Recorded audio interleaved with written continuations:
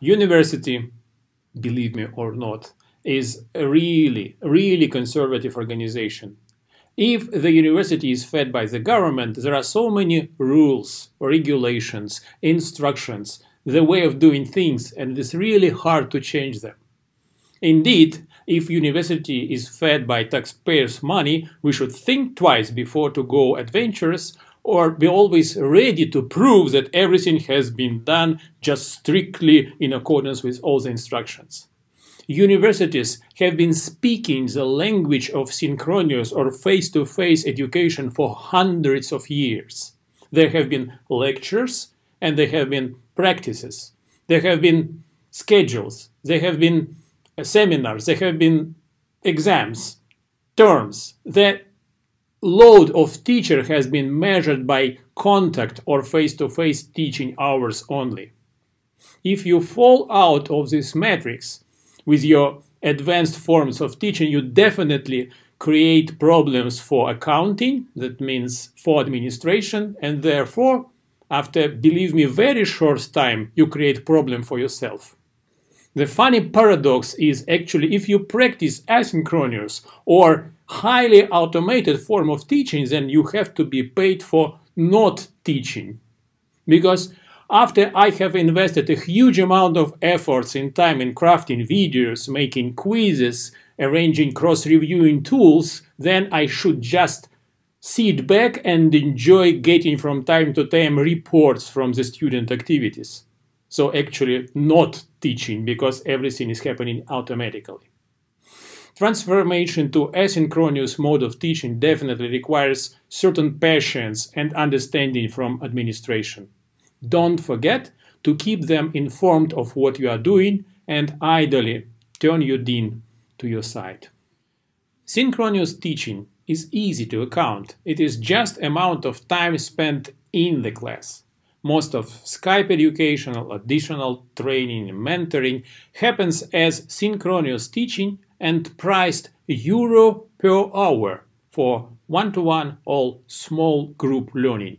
This is the most intensive as well as the most expensive form of teaching. In a large organization like university, the administration typically accounts teaching efforts by hours spent in the class. Since the education is synchronous, the learning workload is basically counted the same way. Even educational credits are measured by the workload hours. The hours of preparation for the lecture or self-study learning hours are added to in-class hours proportionally. Say, 36 hours of in-class teaching plus 36 hours of self-study. Unfortunately, this accounting system fails when we try to apply it to asynchronous course design. In online asynchronous teaching, it is hard to evaluate the cost of teaching efforts because much of them have been invested in preparation of videos, quizzes, and other materials for self-study. Asynchronous communication with students is also hard to account. But in general, asynchronous, especially self-paced courses, require much smaller or no instructor present, and it makes massive enrollment possible. Price for enrollment, price for subscription, price for certificate are the most popular options for monetizing the course.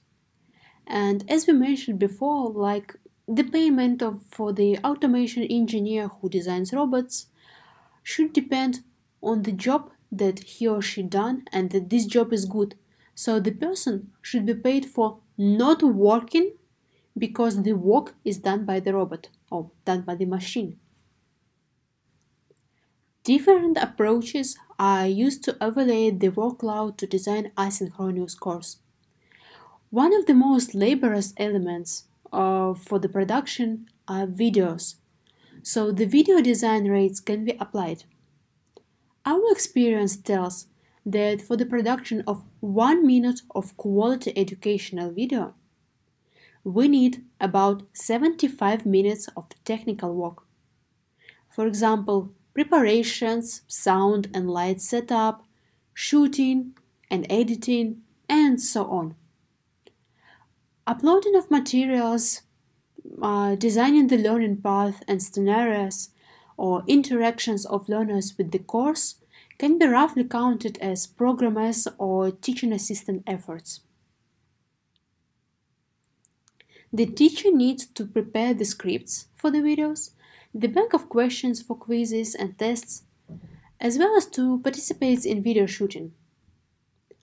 All those efforts pay back when asynchronous course is ready, and thousands can be taught even while the professor is sleeping.